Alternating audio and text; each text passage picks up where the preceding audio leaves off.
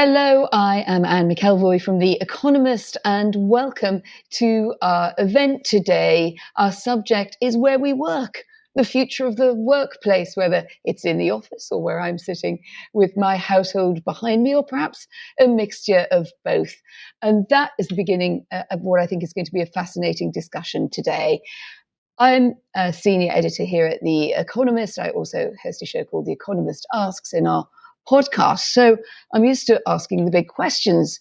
And one that's been on all of our minds is, what is the future of the workplace? We know that work culture is important. We know it's changing and changeable in the wake of the pandemic. But we also are reminded that corporate values need to align with the outside world and with changes in societies.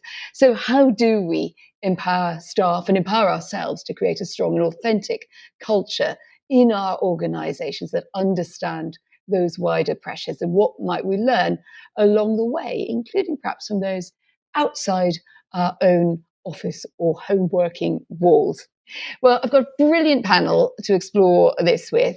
We're going to hear from Ruth Cotter, who is Senior Vice President of Worldwide Marketing, Human Resources and Investor Relations at AMD. That's the multinational semiconductor company. She has vast experience in this field. Ruth, we're going to be opening up to you in just a moment. We'll then hear from Job van der Voort, who's co-founder and chief executive of Remote, the world's largest all-remote company, where he's hired talent in 67 countries.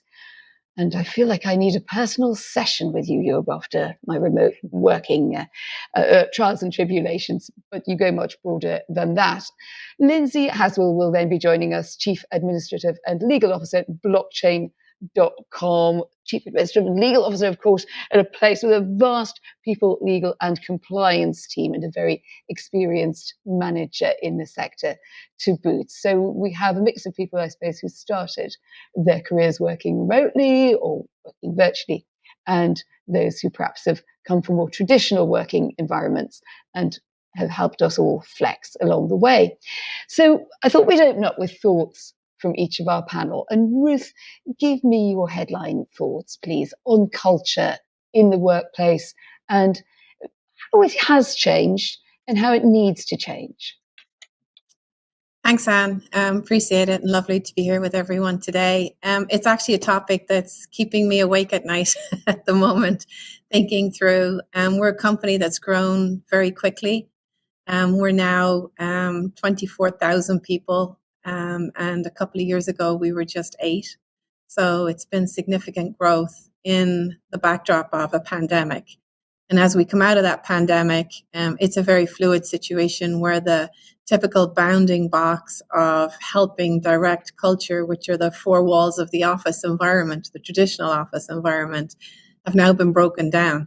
And to your earlier comments, the outside world is very much influencing. Where we're spending a lot of time and focus, and I'd love to sort of learn from the other panelists here today, is what we're doing for the new employee, the employee who is not part of that traditional infrastructure and almost has to make up some of it themselves. So the values that you have supporting the culture need to be strong, with clarity, transparency, and directness from the leadership to make sure that we are encapsulating everybody appropriately to drive a culture. We're also a company of innovation, where our products that we have in market are need to be the best.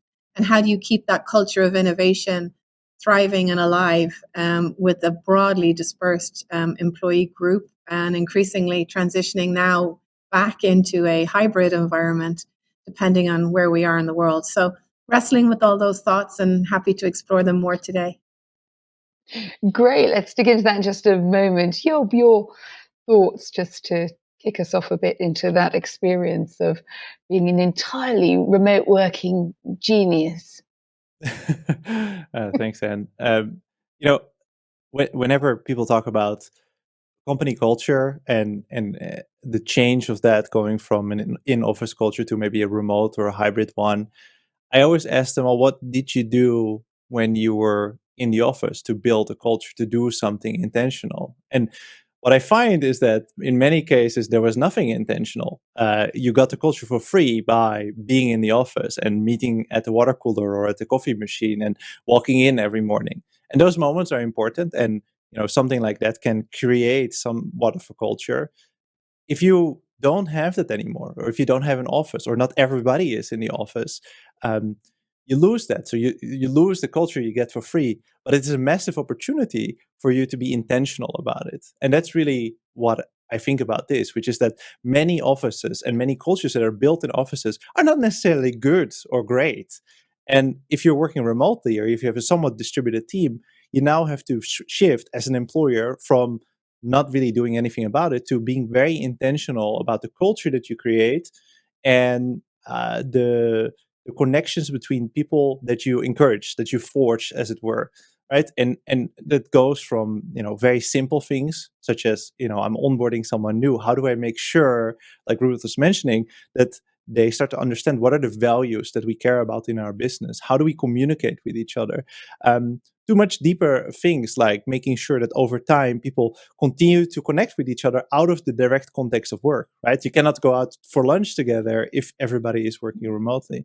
Um, Ultimately, I think it's a massive opportunity for organizations to do better, to be very intentional Mm. about the kind of culture they want to create, and to discourage the things that maybe they don't want to see, they wouldn't want to have in an office place, right? Not everybody likes Friday drinks, but that has been a very big driver for culture in the office, very much so. So it to me, all of this is an incredibly exciting time, and huge opportunity for employers to build a better workplace, independent of everybody being remote or part of the workforce being remote.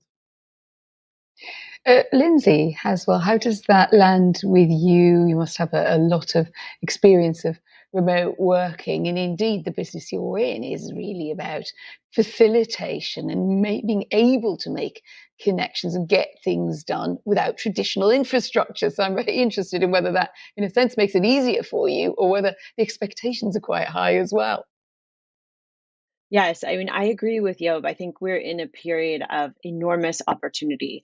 I'm dialing today from San Francisco, where before the pandemic, we'd have 30 companies fighting over a single or a small handful of software engineers who had to be in Silicon Valley, couldn't be located anywhere else. All of a sudden now we're able to recruit from across the globe. It's opened channels of talent that we weren't even aware existed, frankly. It's also brought jobs to regions that before wouldn't have been able to even be eligible for some of our tech jobs. So for us, it's been enormously a great opportunity, not just for our population of existing employees, but new employees too. We also, it's helped us on the M&A front as well. We acquired 4 companies in Q4, and before the pandemic, when we were trying to be more in the office together, it would have really limited our ability to acquire companies and grow our business. I'd also just say there's, a real component of inclusivity that is created in a remote first environment. I think, we used to work in one headquarters, and we'd find that in order for you to get ahead, to be at that meeting, you had to be there physically. And all of a sudden, those walls are eroded. I have an employee who was telling me that before, when she would give presentations in meetings, she felt awkward not being able, she's of small stature. And so she would stand in front of the room and she would feel dwarfed physically. Her voice didn't project as loudly as perhaps others. Mhm. And since this change, she feels so much more included. She feels like the path to success and promotion are more clear. Now, at the same time, I think there's great opportunities. There's also downsides. We're seeing digital exhaustion.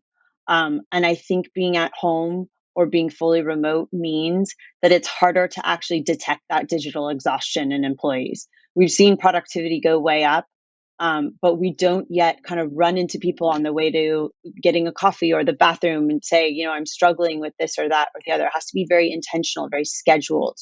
And so for us, we're really moving from a world where it was largely remotely enabled to remote first, and trying to figure out, like Ruth and Yob, how do we make sure that we take care of our employees? How do we indoctrinate new employees in this world where everything is shifting almost simultaneously? So I have a question to all of you, and I think you brought great first thoughts to the table there, but it's a bit of a challenge, really.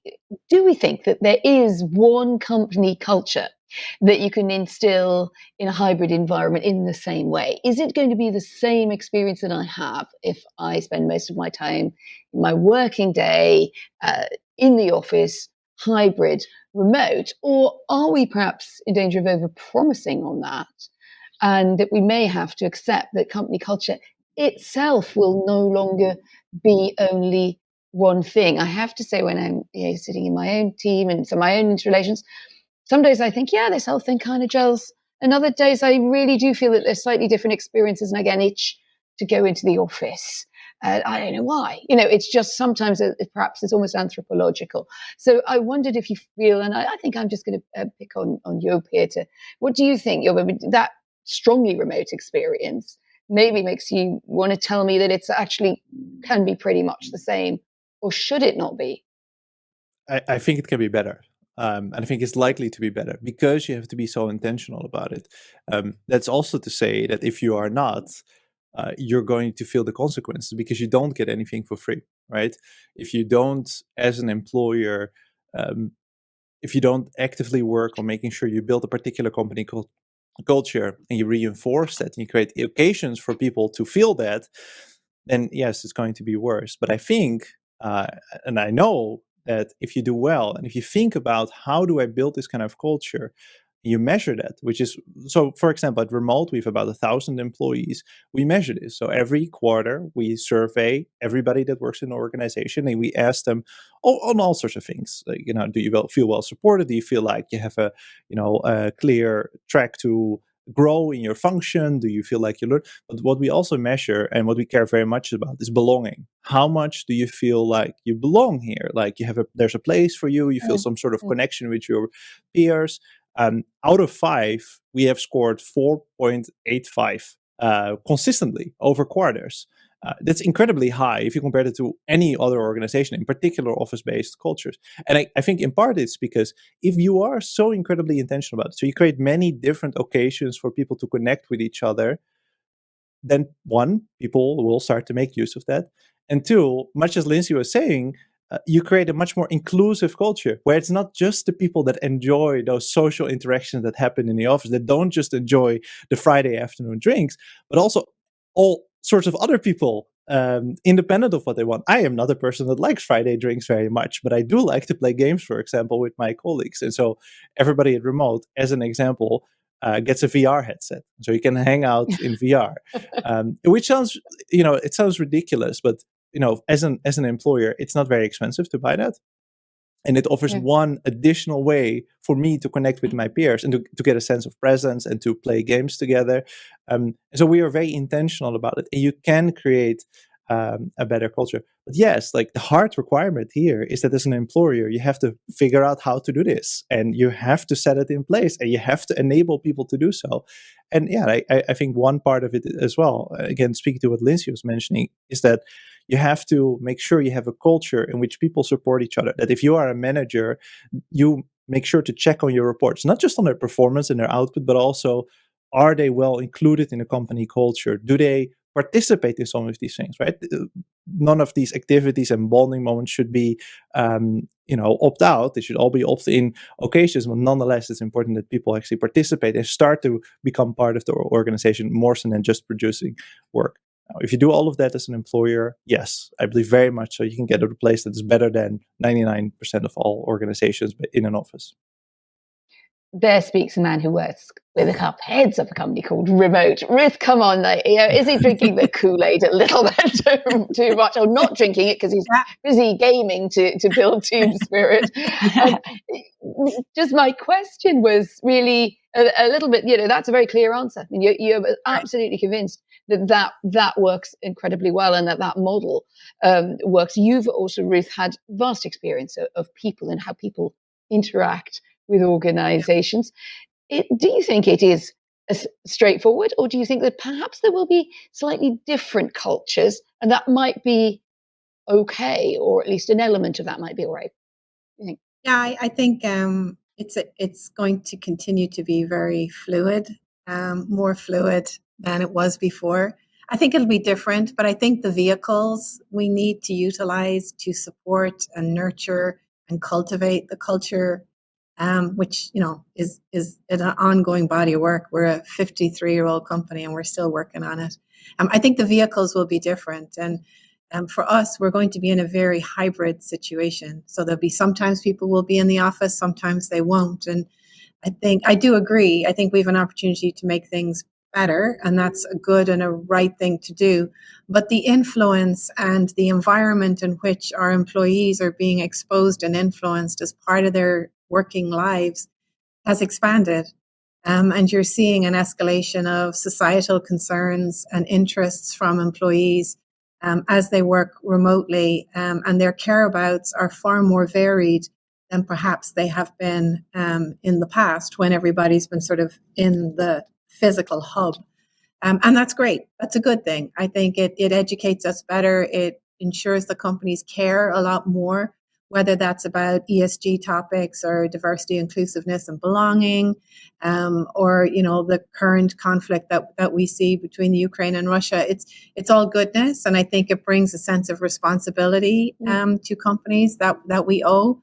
But we're going to continue to have a large workplace where some people will sometimes be remote and sometimes they won't. And culture, you have to live your culture in order for it to thrive. And what does that look like when people are not together all the time? It does have to be intentional. I absolutely agree with that. And I think the manager-employee relationship, it puts a lot more burden on that to make sure that you are intentionally creating those connections and actively making sure that those channels of communication are open, and that people aren't just working hard, they have time to play as well, to the earlier comments. But trying to make sure that people are experiencing culture is key. We never dreamt that we would ever have to even begin to think about writing down our culture as a company. We were like, because we just live it. And we bring new employees in, we onboard them, we induct them, all is goodness. Whereas now we're looking at writing a culture statement to sort of define that in a world where many people being so remote, the written word carries weight that it hasn't in other ways in the past. And that's just one additional thing that we're adding into our toolbox as we think about culture. Lindsay, just thoughts on anything you've heard, and then I thought we might ask us all what we want those who are working remotely or perhaps coming new into our companies, or even thinking of coming into our companies. You might call on the margins, but that seems a rather marginal word. Well, maybe what we learn there, and how do we offset the dominance of people who are already very well established or have loud voices. So just any thoughts on any of that, really? Sure. So quite different from AMD. We're a young company, 500 employees in about 25 countries, and we're about 8 years old. And so that's also kind of a long time in startup world. But for us, we're still figuring out what this world looks like. We started out as remote enabled, as I mentioned. We're now fully remote first.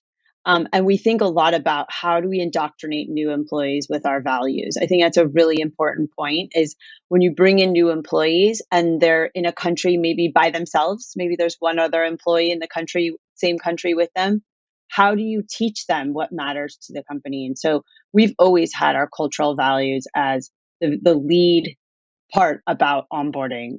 Even before COVID, frankly, our values have always led our onboarding process. And so not only do we have them written down, we spend time with new employees in person now, hopefully increasingly so. Now with COVID, hopefully being more manageable. Of course, we do a lot of testing and make sure that we can all be together, but bringing each other together into the same places, either with teams or cross-functional teams together, so that we're not creating values in perhaps one continent or time zone that's distinct from the values in another. That is also another thing that's quite fraught, is how do you bring people together in this world, and make sure that we're doing it in a region or a country where everyone can actually enter the country, given the restrictions for COVID and other. But that's been a real important part of our process for indoctrinating new employees, is together time in person towards the beginning of them joining the company. So you really do try and get them together in person as much as possible early on. We try to, of course, it's been more difficult with some of these COVID surges, but we do have a budget. We have clear rules for each team to get together either as a team, or perhaps if one team works closely with another, those two teams can get together. And we encourage that they do so at least once a quarter. There's some companies that have done this very well long before the pandemic. Automatic, the owner of WordPress, they've always been remote first, great leader in this space. And they had a very similar program where they encourage employees to get together into teams, sub teams, and really enable that with budget and allow people to get together in person. There's just really no substitute for it. And I think when you're in person and then you go back to remote, you bring with you those nuances, the context that you picked up, the relationship that perhaps you built or you strengthened in person. It works so much better when you're remote after that. So, Joop, how do you respond to that when really your whole KPI is about remote and that making remote as accessible, enjoyable, productive as possible? Do you kind of, in a sense, have almost a sort of off-ramp mentality that you expect people will, if they're able to, when the rules allow it and where they're based allows it, to meet in the real world? Or do you think that actually what happens over time is that the desire and there's a blurring of that line between the remote and the real experience, that a lot of employees are just like, I'm fine with this. I'm enjoying my work enough. I'm beating the boss at gaming. I'm living very happily with this. Where's the real world fit? No, it is all the real world.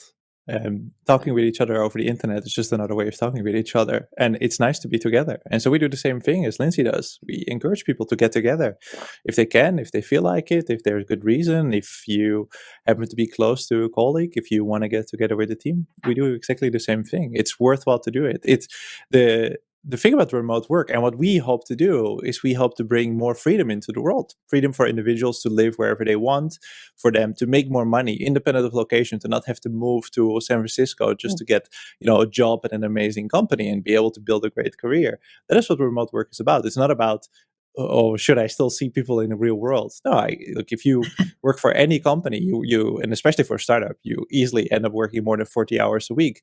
Well, for one, it's better a good thing, right? And it should earn you good money, and remote work enables that. But also, if you work together with these people, it's kind of nice to see them in person once in a while. And so, yeah, it's been very difficult. Our company is only 3 years old, so most of that time, and I would say out of the about 1,000 employees that we have, 950 of them joined during COVID.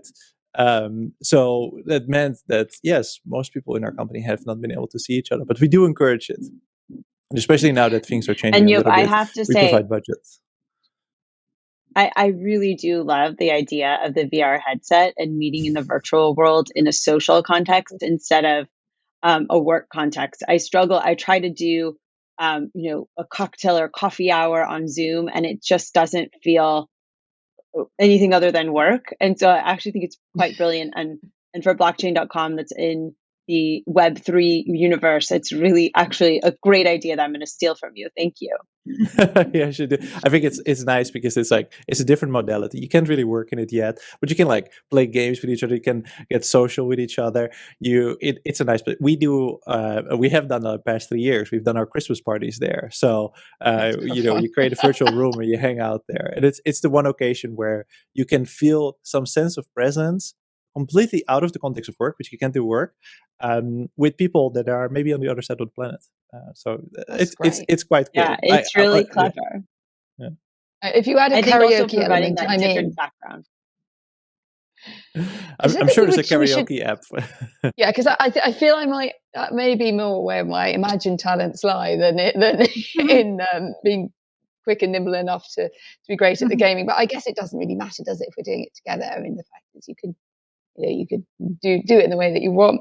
I said that we should talk about broader society and bigger social trends and changes, because this is a slightly more kind of serious element to this. And the way that companies sit, I think, slightly in a difficult position in that they are expected increasingly to reflect the best aspirations of society, at the same time not to become overly politicized, and some of their workforce will enjoy certain kinds of engagement or even expect it, and others will just think that's a bit too much. So again, I don't particularly want to be involved in something, but I'm feeling that my company's kind of social mission might be expecting me to do so.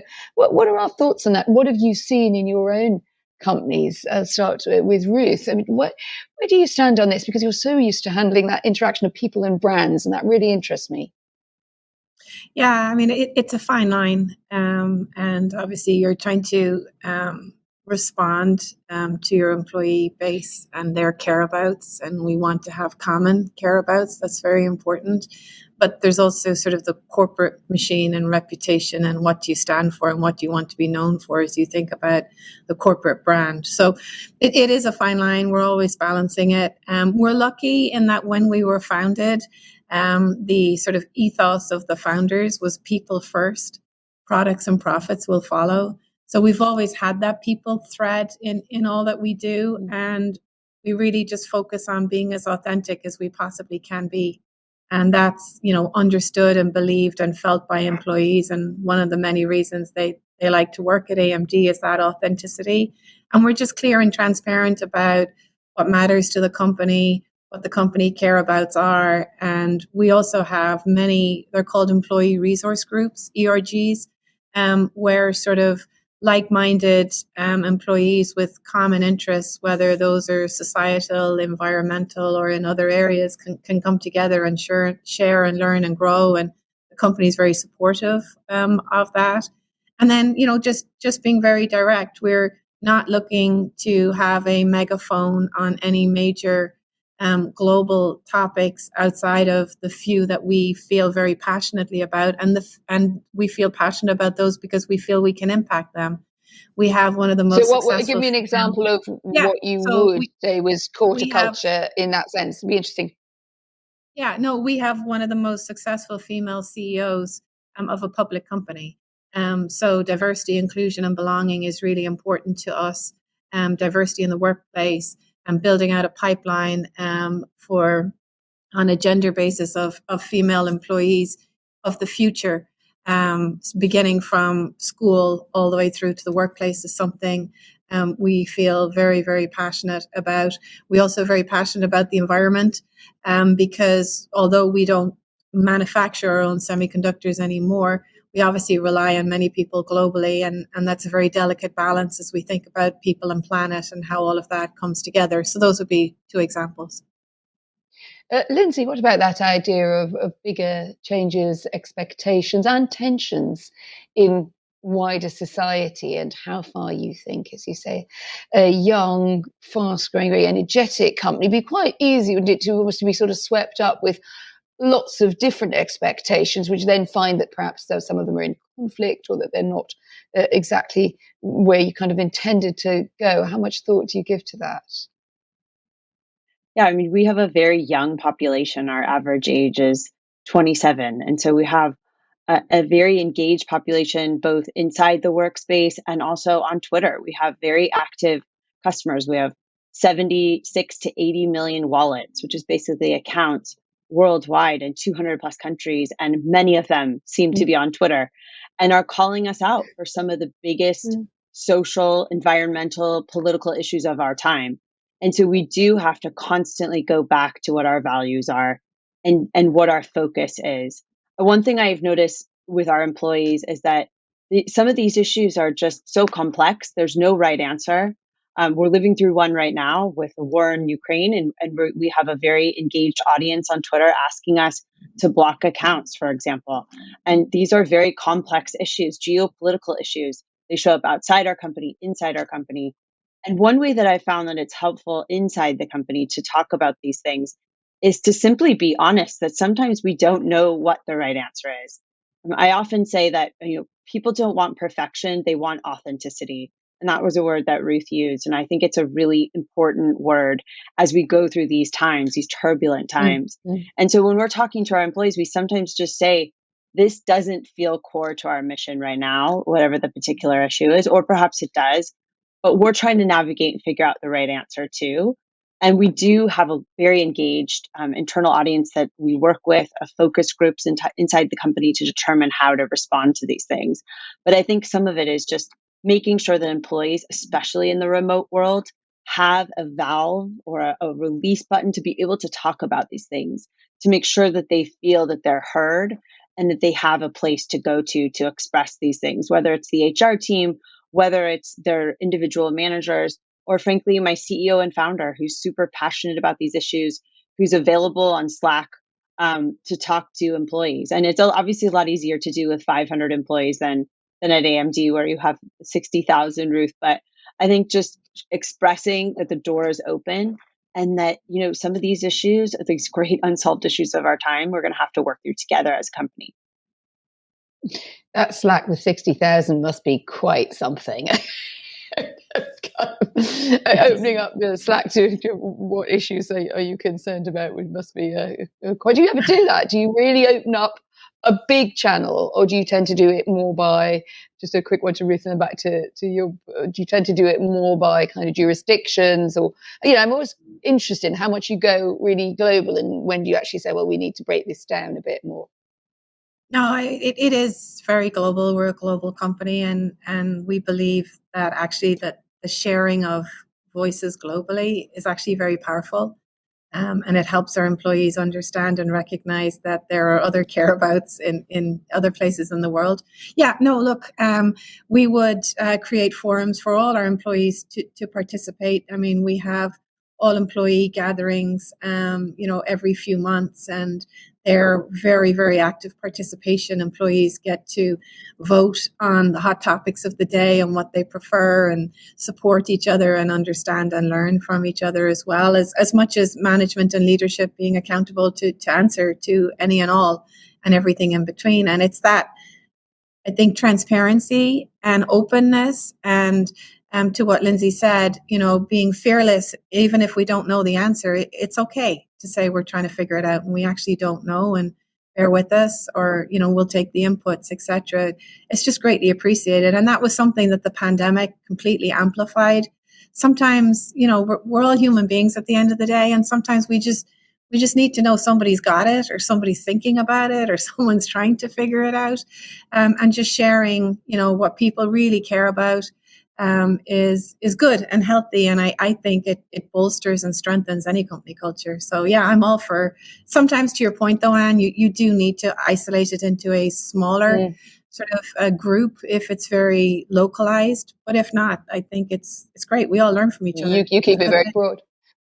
How does this work out? You're also doing 67 countries. How much do you kind of open up that debate into what is happening in societies and how that's going to influence, or you wanted to influence, company culture, or maybe sometimes where it's not so good for company culture if people are living in stress circumstances, very divided societies around them. How do you go at that? We founded the company on this very clear mission that we believe that talent is everywhere, and that independent of where you live, who you are, what you look like, you should have access to great opportunities and be able to build wealth for yourself. That's a pretty strong stance to take. That's very helpful in these kind of discussions, because we are opinionated and we can be very open as an employer, and so that's how we deal with it. It's we take a relatively strong stance as an employer, as an organization, and beyond that, exactly as Ruth and Lindsay were saying, we're trying to be authentic, highly pragmatic, which I think is something you have to be when you are a large employer. You're dealing with many different people from many different countries, and so you have to deal with very complicated issues very regularly, surprisingly regularly, right, when you have a large number of employees. And yeah, that is all you can really do as an employer. I think for us, yeah, we always take the stance of, well, independent of who you are, where you live, where you're from, you have the right to these basic freedoms. One of them, access to great opportunities, and that's specifically what we're here to do. And from that follows a lot of different things. But fundamentally, we care about the people that work for us, but the people, their loved ones, their family, and everybody else on the planet. And like that helps a lot in all of these discussions. Like we put our money where our mouth is. And then sometimes if there's something that we can't have an opinion about, or we don't know, like Lindsay was saying, sometimes you don't know, it's relatively straightforward for us to say, well, we don't know what to do here. Like, we have a very clear mission Mm. as an organization. That is the impact we're trying to have on the planet. And beyond that, maybe we don't know. That's okay. So, what would all of your advice be, or just thoughts where you think that companies can develop in the next few years? I mean, what have we learned from this period where remote working, hybrid working moved from being at the margins of company culture to being something like the norm, but still probably, I think we're figuring out what that means. You know, we've come through the bit where we just had to do it, the pandemic. Unfortunately visited that upon us. But of course, for a lot of companies, that was also a powerful inflection point that might otherwise have taken much longer. But Lindsay, what do you think we have sort of learned since, and what do we need to know more about? Could you give us some thoughts there from, as you say, a relatively young company perspective about where you think we should be looking in the next few years? I think a lot of it has to do, we touched on this earlier, with onboarding new employees. How do you do that? What are the messages you share? Here at blockchain.com, not only do we emphasize our values, but we also give a list of expected norms and behaviors. And so I'll give you a few examples. We make sure that employees know that in a remote first environment, you have to be on video. You've got to turn on your video. You've got to be engaged. We actually send all of our employees headsets. We make sure that they're, hopefully not on mute the whole time. We laugh because everyone always says you're still on mute. Here at Blockchain, we try to say, stay off mute, actually make it as real of a conversation as possible. And, sometimes you can't be on video, and of course that's okay, but that should be the exception. Other things like Slack norms. We explain that if you're using Slack, which is our predominant channel of communication, there's certain norms. Have a picture in your profile. Explain what your role is. There's just certain norms that when we bring people in that are really important to explain. But I think that I hear consistently is an issue that companies are struggling with, which is if we're going to stay largely remote, or at least even in the hybrid world too, is how do we set baseline norms and still manage this, digital exhaustion with also the opportunities that remote working brings. Digital exhaustion is a phrase you used before, and I would love to know. I might just kick that straight over to Ruth, if I may. I mean, that is something, I guess sometimes some people feel less good about admitting to their managers, to their colleagues, is that they're just a feeling, and it is a little bit in tension, is it not, with that? I mean, I really admire your kind of the always on aspiration and commitment and getting people to use camera, because it's awful when half a team is on, half a team's off. You don't really know if they're sort of taking the dog out, really, do you? Of course, I work in audio. I have exactly the opposite risk, which is that you leave the back end of a microphone on and everybody hears the cat being washed. But, as you say, I think you take a risk one way or the other, so take it to be present. But that's a really interesting thought, isn't it? That there is a little bit of still, I think we're coming to terms with this. How much can we ask of people? What if they do feel a little bit overwhelmed by the always on of digital working? Ruth? Yeah, and people did, and it was very difficult to articulate it early on, I would say, when we all hard shifted to a remote world. But it's just creating the environment to have those conversations. It's as tactical and as simple in terms of helping support employees with better tech. Like we sent everybody a speaker, a good headset, just to make sure that they can be productive in the moments when they are working. And then we adjusted meeting times. Typically our meetings are an hour. We moved some of our 1 hour meetings to 45-minute meetings, so that the teams had 15 minutes of a break to be able to just stand up and move. I mean, we found ourselves early in a remote world for us because of the pandemic.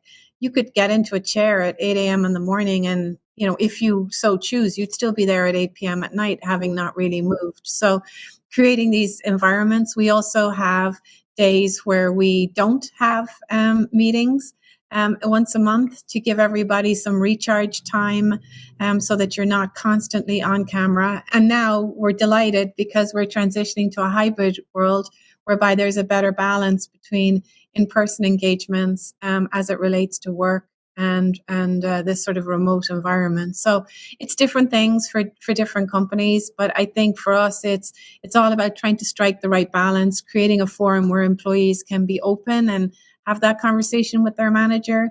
And then if they still feel that that's not possible, trying to just make their workday a little easier by shortening meetings, or at least once a month having a no meeting recharge day for folks. Once a month. You think once any hope of getting like 1.5? Or you think that's about right? We'll see. I don't know. We're working on it. You're working on it. You have that theme there of kind of digital fatigue, and at the same time, you need people to feel, and you put it very energetically, very engaged, kind of happy to be in the remote space, and to make it better, productive, and promising for people. So, how do you go at that sense that people may then feel that it's not okay to say when they just feel that the digital, the screen, the microphone, it's just all got a bit too much? Well, not be in meetings all day. The key word here is working asynchronously, which is to say, much of the work that we do today, many of the meetings that we have today, are a complete waste of time for most attendees. And a good way to not have those meetings is to not have those meetings and then figure out how else you're going to collaborate, communicate, and get information across. And asynchronous communication is the solution to that, which essentially means just writing stuff down, working transparently, so that if you start to work on something, it's accessible to your colleagues, discoverable for your colleagues, and they can contribute to that as well. If you start doing that, then you'll see that, one, you immediately get rid of almost all your meetings. So the time that you are in meetings, you can reserve for time to bond with your colleagues, to talk about fun things. If you look at the calendar of any person working at remote, there's not a manager, because of course managers have more meetings, but there's not a manager. You'll see that they have maybe 1 or 2 meetings a week in their calendar, and those are typically 30 minutes. At remote, our meeting limit is 25 minutes, and then Wow. exceptions we do longer. Because if you like Lindsay, I really like the norms about remote work. So we have a handbook. It's actually publicly available, so it's just on remote.com/handbook, and we wrote there very simply that if you run a meeting, you have an agenda, and that agenda exists before the meeting, and everybody can contribute to that and add to that. And so that if you do have to have a meeting, it's really straightforward. You just go through the points, everybody takes notes. So anybody that couldn't attend that meeting can then later read what was discussed, what were the conclusions, what are the action items, and what comes next. And if you follow these kind of norms, right, writing things down, searching through documentation before asking someone for something, and trying to avoid meetings, and particularly recurring meetings, then you avoid a lot of the problems that are typically associated with remote work or working in a hybrid team of some sort. It also makes you work more efficiently in the office, because even if you do work in an office, then you don't have to sit in a meeting room all day. That's a really good start. And then beyond that, the biggest risk of remote work is, of course, that work is always there. So if you have work on your phone and you have Slack on your phone, for example, we tend to encourage people to not do that. Just not have it on your phone. Throw away the app, and only be working when you're sitting at your desk, or you're sitting at your workspace, wherever that is. And then when you disconnect after working for a day, you don't have something that rings at you, that calls you out, and it pulls you back into work. So there's a clean division between what is work and what isn't. Not doing that often results in people feeling overworked and overstressed, and like not being able to take a proper break. I was about to ask everyone for the sort of tip that they'd like to pass on that they've acquired in this period. So I think you've led us very nicely into that. And I think that delineation point is a really good one. And I have to say, broadcasters are absolutely terrible at it. It's like, oh, sure, let me hit at 2300 and then it's 6:30 a.m. And at some point, just productively knowing how to say no or how to be off. I think that's a really, really interesting point. But Lindsay, I think it sounded like you wanted to come in. It's closing thoughts. So, just thoughts briefly about, your personal tips. I love people's personal tips. That's why I get all my good info. Over to you, Lindsay. Yes, I do agree with you. I was just commenting on the asynchronous work. I think that's going to be a trend that we're going to see over these next few years. There's some really interesting companies that are developing technologies for asynchronous work too. And it's a big part. If you have employees, as I'm sure, Ruth, you experienced this too, in every time zone. We've got employees from Singapore to Latin America, in even into Eastern Europe. It's almost impossible to actually have a meeting that is, not an awkward time for someone. So I do think there is real merit, and I think you're going to see a lot of change and technology and asynchronous work in the future. That's my prediction. In terms of my tips, I had said earlier, some in-person time, making sure that you make it clear to your employees the opportunity to get together, even if it's two people for lunch who happen to work in the same city and maybe they're not even on the same team, all the way up to inter-team meetings.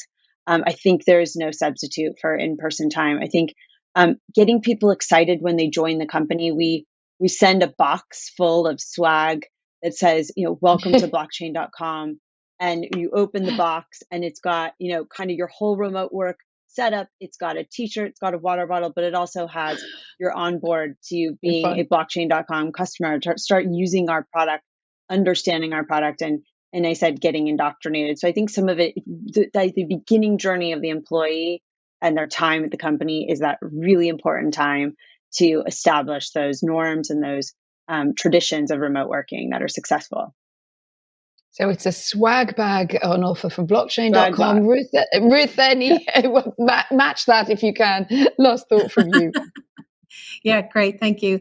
Look, for companies, anybody listening in today, just I really encourage you to be authentic and to be clear in that. What it does the company stand for, what is important. The clearer and authentic you can be about that, the better it is for employees. And for any employees tuning in today, as we think about the workplace of the future and how it will continue to evolve and shift, be happy. We get one shot at this. We all work very hard. We all jump out of bed every morning the same way. And you need to be happy, and you need to be in a company that you feel good in. You feel it represents you and your work appropriately. And it's a culture and an environment and a value set that you identify with. And there's plenty of companies out there. So make sure that you are somewhere that gives you good energy, because you'll be the better of it, and so will your work. Good yes, vibrations. Can I just say, blockchain.com is hiring. Yeah, the perfect highlight. Sorry, Lindsay, come on back in. Sorry. I was just going to say, to Ruth's point, I was going to say blockchain.com is hiring. So we're one of those. hit us up. She couldn't resist. I'm sorry. We opened it up. Shameless promotion. Shameless promotions, shameless hiring. Good vibrations from all my brilliant panel. Thank you very much indeed to Lindsay, to Ruth, to Jovan, from me, and McKelvey, your host from The Economist. Thank you so much for tuning in, joining us for Innovation at Work Global Week and our session on culture at work. I've learned a lot, and I know I get the privilege of asking the awkward questions. I thought that our answers and the curiosity from our panel across their businesses and also their personal insights were particularly invaluable today. So we hope you've enjoyed it as much as we have. And we're off now to spend a bit of downtime.